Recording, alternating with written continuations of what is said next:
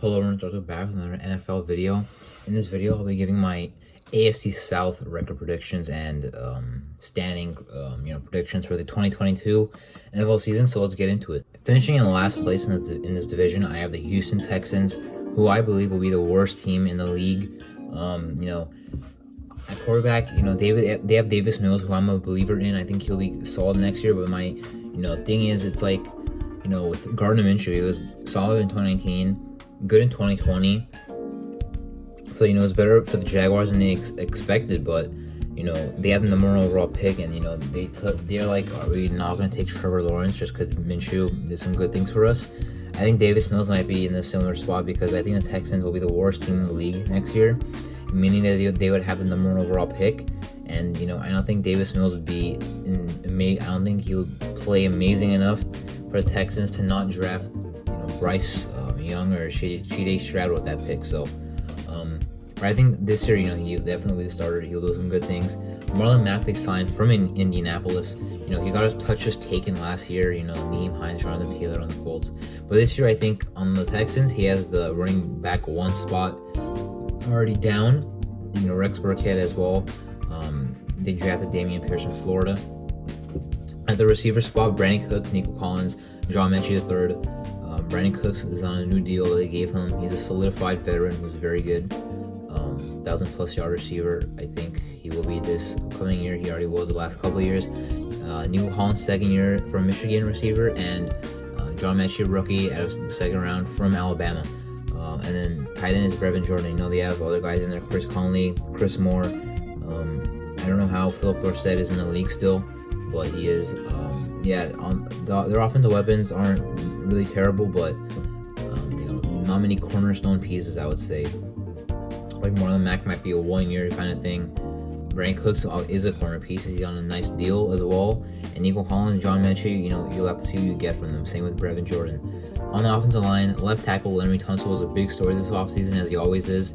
But he ends up staying with the Texans, playing left tackle. Left guard, they drafted Kenyon Green in the 1st round, pick at number 15. He played guard at tackle in Texas A&M. I guess he's going to play guard in the NFL. And center, Austin Britt. Right guard, A.J. Khan from Jacksonville. And right tackle, Titus Howard, who, there was some talk about him moving the guard, but he's going to stay at tackle. Texans offense isn't very great. They don't have as much weapons as you would want. Davis Mills is a 2nd year developing QB. There's some good and bad in that aspect. He wasn't. He made some mistakes last year. He made some good flash plays last year. Brandon Cooks is established, as I mentioned. Nico Collins, John Mechie, Brevin Jordan. Let's see what they get from them. The offensive line isn't bad either. Texas offense won't be very good though. On defense, on the defensive line, they have Jonathan Greenard, who they have as a 2nd round pick from Florida in 2020. He actually is pretty good. They signed Malik Collins. Roy Lopez was better than they expected last year as a 6th round pick. Ross Blacklock, 2nd round pick in 2020 as well. And then Rasheem Green, I don't know who that is respectfully, make up the defensive line. And Mario Addison and Jerry Hughes as well. Both signed from Buffalo.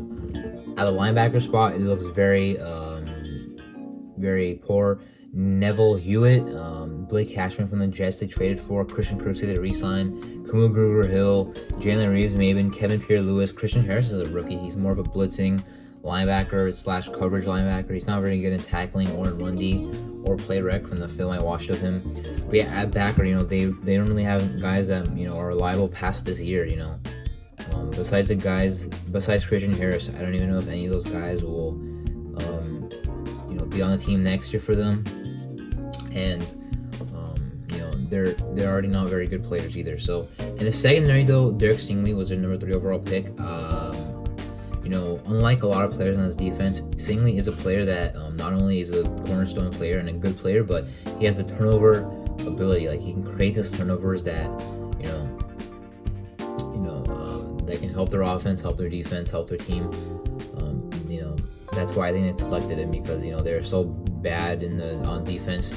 You try to get a guy who can make some turnovers at least, and at least have some positive upside there in secondary. Steven Nelson from Philadelphia, Desmond King is on the team, Fabian Moreau from Atlanta, Kendall Sheffield from Atlanta, Isaac Yiadom from, I think, what team was he on last year? I think the Giants. And then Jalen Pitre they drafted, MJ Stewart Jr. from the Browns, Eric Murray, Terrence Brooks. Secondary, besides Derek Stingley Jr., isn't very good. Starting wise, but I do like some of the depth they have. Jalen Pitre, I think, will be a good player. Second round pick from Baylor.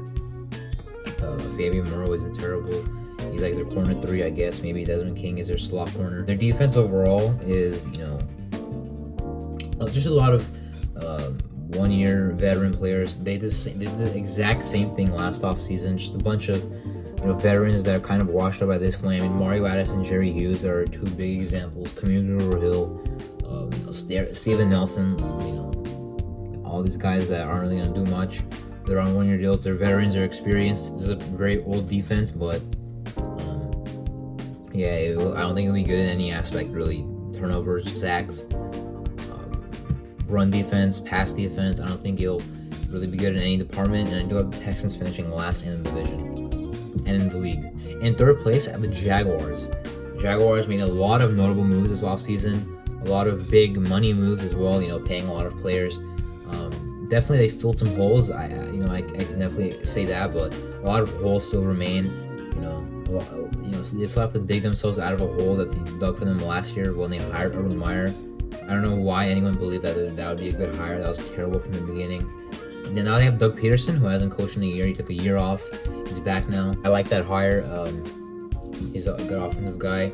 And then on their offense, Trevor Lawrence should take a leap this year. I don't think it'll be like a breakout year. By breakout, I mean like everyone obviously knows who he is in the NFL, but I'm saying like his first good year, great year. I don't think that will happen. I think he will improve. He'll show the signs of development. Just because he was bad last year doesn't mean the pick was bad or he's a bad player or he was a bust. There's still a lot of playing left to do in his career. I think he'll be better this year. His weapons that he's got to work with are good as well. Travis Etienne is more of a pass-catching back that missed the entirety of last year, which is unfortunate. James Robinson, they have to get involved. I said the same thing about McCaffrey with the Panthers. Their offense would be just a lot better if James Robinson got involved and got cooking the way he did in 2020. Christian Kirk at receiver, controversial signing there with the money that they gave him, 4 years, $72 million. Marvin Jones, 1 year left on his deal. Zay Jones, they gave a massive deal to. I was expecting him to get like 1 year, $5 million, $4 million, but 3 years, $30 million is what he gets now. Evan Ingram at tight end, 1 year, $10 million deal. It's about Laviska Shenault, Jamal Agnew, Laquan Treadwell. It's not bad, but I think they paid their players at that spot. I think they're overpriced for what they're gonna get. A common, with that much money combined, you expect to get a greater receiver 1, B, better tight end than Evan Ingram, and C, I don't really know what's going to happen there with some of the guys like Shenault. Like, I don't even know if Zay Jones will start, if Shenault will start. Jamal Agnew is more of a kick returner. Dan Arnold they got in the trade with Carolina in the CJ Henderson trade. The weapons aren't bad, but it's just that position group is way too overpriced for what it's going to provide. However, I do like the players that they have. It's just that the price and the value don't really match it. On the offensive line, left tackle Cam Robinson on his franchise tag. I think he did sign a long-term extension, I'm not sure. And then left guard is Ben Barch, center is Luke Fortner, right guard Brent Sheriff. Washington and the Jaguars basically traded with Norwell. Angie Norwell went from Jacksonville to Washington. Brent Sheriff went from Washington to Jacksonville. They kind of traded there. And the right tackle is Juwan Taylor. It's not a very good O-line, but I do like the rookie in Luke Fortner. I do like the signing in right guard Brent Sheriff, and their tackle duo is about an average tackle duo. Offense should be productive enough to have them in games. Lawrence will make some big plays for them. I really like what Marvin Jones did last year. Christian Kirk is a good wide receiver. Zay Jones is a good Z receiver. We'll see how they get sorted out, but I think they have at least some cornerstone pieces that they can work with now, and hopefully James Robinson is a lot better than he was last year. Hopefully he gets more carries, more involved in the offense. On defense, Jacksonville also made a lot of moves. On the defensive line, they have Floriano Fatuski. I can't pronounce him, but I do know who he is. I can't pronounce his name, but I do know who he is from the Jets. They signed him as like a nose tackle type of guy. I'm sorry, not really nose tackle. I mean, they run a 3-4, so he's like a 3-4 defensive end. But in a 4-3, I think he'd be a nose tackle. Arden Key from the 49ers. I'm not a big Arden Key fan for various Raider-related reasons. Raider-related, if I didn't pronounce that correctly, but he was good last year for the 49ers. Devon Hamilton, Roy Robertson Harris, Josh Allen, defensive end. Dwayne Smoot, J. Tufeli, not very bad defensive line. I do like some of the stuff they have there. I like some of the backup pieces as well. They should definitely create some pressure. Linebacker Devin Lloyd at the inside backer. He was my linebacker 1 in the class. So I do like that signing. I'm sorry, the draft pick. They traded up to get him. Chad Muma, they drafted as well. Another inside linebacker. They signed Foyosari Aluakun from the Falcons. That's a big signing as well. And obviously, Trayvon Walker was the number 1 overall pick in the past year's class. He'll be like a rush 3-4 outside linebacker. I'm excited to see him and Josh Allen hopefully wreak some havoc. Kayvon Chason is, kind of a bust at this point, unfortunately. He's not in the starting spot at this point in the offseason. I don't think he will be at any point in the season. And in the secondary, Darius Williams was a big signing from the Rams. Shaquille Griffin was a big signing last year from Seattle. And Tyson Campbell was a first-round pick 1 year ago at the corner spot. And then Andre Sisco was the safety from Syracuse last year, who I think was a good prospect. I hope he gets some playing time. But Rayshawn Jenkins and Andrew Winger are still the starters. Andrew Winger isn't very good, so maybe Andre Sisco will take over there. I'm not sure. On defense, they have a lot of talent. It's just a lot of them are big signings. And we've seen every year there's gonna be players that got big deals that are not gonna be as good as they were on their former team. So with Jacksonville, I think some of these guys aren't gonna play as well as they did in their former team, meaning that like on paper, even though it looks good, the reason why I don't think they'll be a very amazing team is because not all these signings are gonna pan out, and when you overpay a lot of these players, you're gonna see that they. You're going to see the mistake that they made. So, yeah, I think the Jacksonville defense will be a respectable defense, but not as good as it does look on paper. At the corner spot, I'm interested to see what happens with the corners. Like Tyson Campbell wasn't very good last year, but he was a first-round pick a year ago, so they're not going to give up on him. But Shaquille Griffin and Darius Williams are big signings, that are paid a lot of money. So, 3 good corners, though, I'd say. At least 2 good ones, 1 developmental one. The Jaguars team as a whole, I think would win at least 5 games, maybe 6, 7 at best. They're rebuilt. They're clearly in a rebuild, but not in their first year. I think they've done good things this offseason.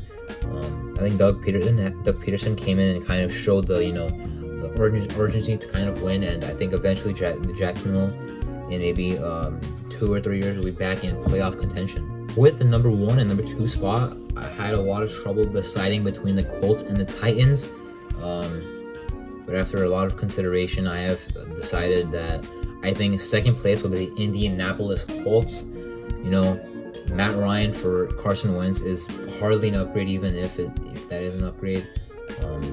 I like Matt Ryan a couple of years ago, but at this point, unfortunately, he's just not the same player as he once was. He'll throw for a lot of yards, but I don't think he'll play on a consistent basis week to week like they wanted in Wentz or like they want in Ryan. So, I think quarterback is still going to be an issue going forward. And then, Nick Foles is the backup there as well. Jonathan Taylor is a beast. Nyheim Hines is there. Philip Lindsay, Tyson Williams. I do like the depth. I do like Jonathan Taylor. He's arguably the best running back in the league. I think second, maybe third. Definitely one of the scariest offensive players in the league. Michael Pittman Jr. Is, I think, an established receiver 1 at this point. I think he's proved that he can provide that role. Alec Pierce, Paris Campbell. Alec Pierce is a rookie. Ashton Dulin, Kiki Kuti. Okay. Ethan Fernia, I've heard of him somehow. Yeah, I don't really think this would be a great weapons kind of passing offense. I've thought the same thing about the Colts weapons on offense for the last couple of years now, really. We drafted Alec Pierce to replace Zach Pascal, went to Philadelphia. That's about it. Tight end Mo Alley Cox, left tackle Matt Pryor, left guard Quentin Nelson, right center Ryan Kelly, right guard Danny Pinter, right tackle Braden Smith, and they drafted Bernard Raymond, who could potentially play left tackle for them. The O-line's still good. Quentin Nelson, Ryan Kelly, Braden Smith, very established, very good players. The O-line should be a good run blocking O-line as well. They should give Matt Ryan more than enough time to find whoever he's going to find in the passing game. The Colts should have a good enough offense. I would say top 15 offense. It's solid definitely for sure. On defense, obviously Gus Bradley now is defensive coordinator. No more Matt Eberflus, who went to the Bears as their new head coach. On the defensive line, let's get into it. Kwity Paye, first round pick last year. DeForest Buckner, Grover Stewart, Unique Ngakoue now as well. I feel like Kwity Paye and Unique Ngakoue are very similar speed rushers that don't really offer much run stopping ability. But that's why they have DeForest Buckner, one of the best run stoppers in the league at defensive tackle, and Grover Stewart, also a good defensive tackle. The D-line is still going to be good. A lot of talent at every single level of that defense. At the linebacker spot, Darius Leonard, top 3 backer in the league. Bobby Okereke, Zaire Franklin, and then the secondary, Kenny Moore, who's like a slot / outside corner. Stephon Gilmore they signed. Brent Faison they signed. Isaiah Rodgers, who actually had 3 interceptions last year. He wasn't bad. And then, at the safety spot, very unexpected, random retiring with Kari Willis. He was picked in 2019. That was a huge loss. They did draft Nick Cross, who could be starting for them at safety, and then Rodney McLeod. ESPN has him listed as a starting corner over Julian Blackman, which I think is a mistake. I think Julian Blackman is a young, good safety who should start over Rodney McLeod, who's like an average veteran safety.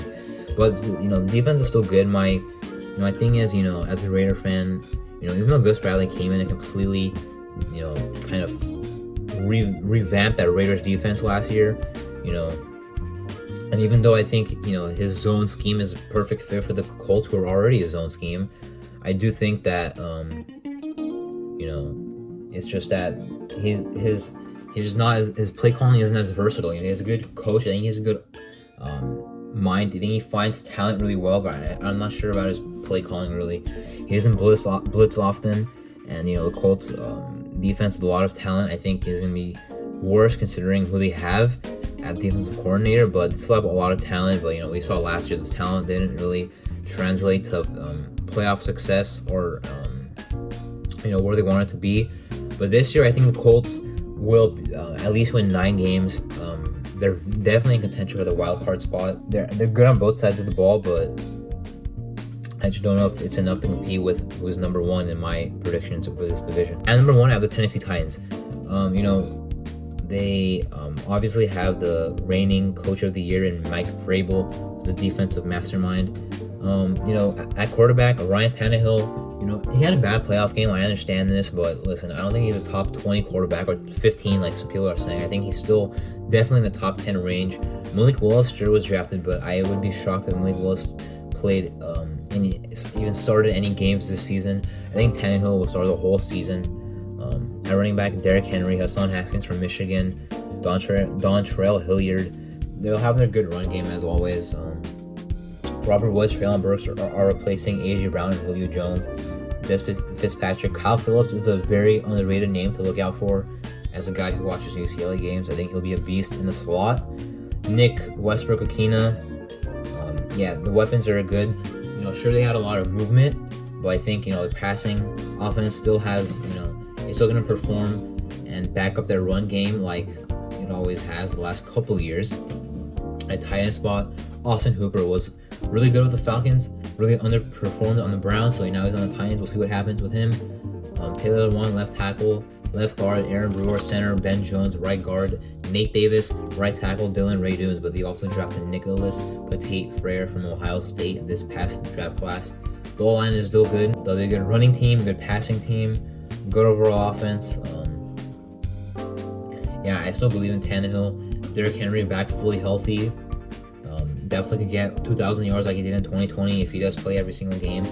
And Treylon Burks was my third ranked receiver in this past year's class. So I do believe in Treylon Burks as well, and Robert Woods they got for pretty much nothing from the Rams. So the Titans offense is still good. On the defense, last year they got a lot of talk about people. A lot of people really didn't think their defense would be very good last year. This year they made a lot of moves that I do like. So let's talk about the D-line first. Jeffrey Simmons is a beast up the middle. Tyler Tart, I'm not sure who that is. They have Naquan Jones. Haskell Garrett was UDFA. Harold Landry III, they re-signed on a big deal. He was a very good pass rusher for them. He kind of did what Bud Dupree was supposed to do. Bud Dupree got a huge contract, but kind of underperformed last year. But he's still going to be playing out there, starting out there, because they paid him a lot of money only 1 year ago. David Long Jr. and Zach Cunningham are their inside linebackers. Not a very great duo. They drafted Chance Campbell from, I believe, Ole Miss. Yeah, not a very good duo there.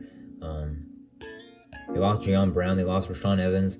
So these are their next options. They picked up Zach Cunningham late last year off of waivers from the rival Titans. In the secondary, Caleb Farley, Christian Fulton are the projected starting corners. Caleb Farley and Elijah Molden, still young guys from the last year's class. They have to see how they played. Both didn't really play much. Caleb Farley got hurt really earlier in the season. That was a huge part of his prospect, details. A lot of injuries in college, and now first year in the NFL, he has a season-ending injury in, the early part of the season. So I drafted Roger McCreary, who I really do like. I think those are very good four corners. Christian Fulton was, showed his development last year.